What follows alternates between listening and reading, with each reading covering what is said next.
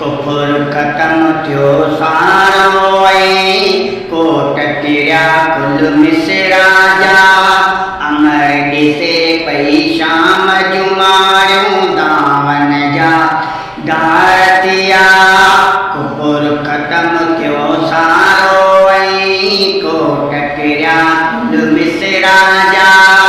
अमर ॾिसे पई शाम जुमारियूं दावन जा दीदारतिया हिकदम जे अडार पतरे कलिमो पढ़ी ॿुधायो वा अर्शी परशी ईदूं प्या कन मीर मोहम्मद जायो वा सल्ले अला गार चमन में लाइला लात पकन में सल्ले अला झुंगार चमन में लाइला लात पकन में हजरत अब्दुल्लाह के घर में नूर खुदा जो आयो वा अर्शी परशी ईदूं प्या कन मीर मोहम्मद जायो वा पारी रबीउल अव्वल रात प्यारी प्यारी हुई वारस गोरे सुमर जे वेल असुर सोभाणी हुई आका जी आमद ते ही मीलाद खुदा मल्हायो वा अर्शी परशी ईदूं प्या कन मीर मोहम्मद जायो वा सल्ले अला झुंगार चमन में लात पकन में हजरत अब्दुल्लाह के घर में नूर खुदाए आयो वा अर्शी परशी ईदूं प्या कन मीर मोहम्मद जायो वा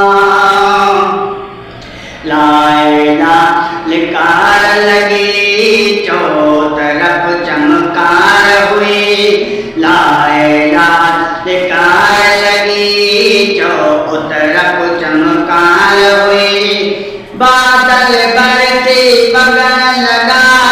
रहमत जो बसकारो खुशबूदार अबकार जो मालिक मी हो बतायो वा सल्ले अला अर्शी परशी ईदूं प्या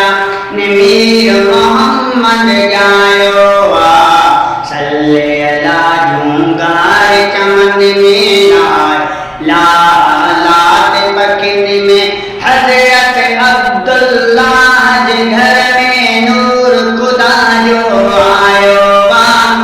अर्शी परशी ईदूं प्या कन मीर मोहम्मद जायो वा किया मोर चतुं बोलन कोयल को काए पई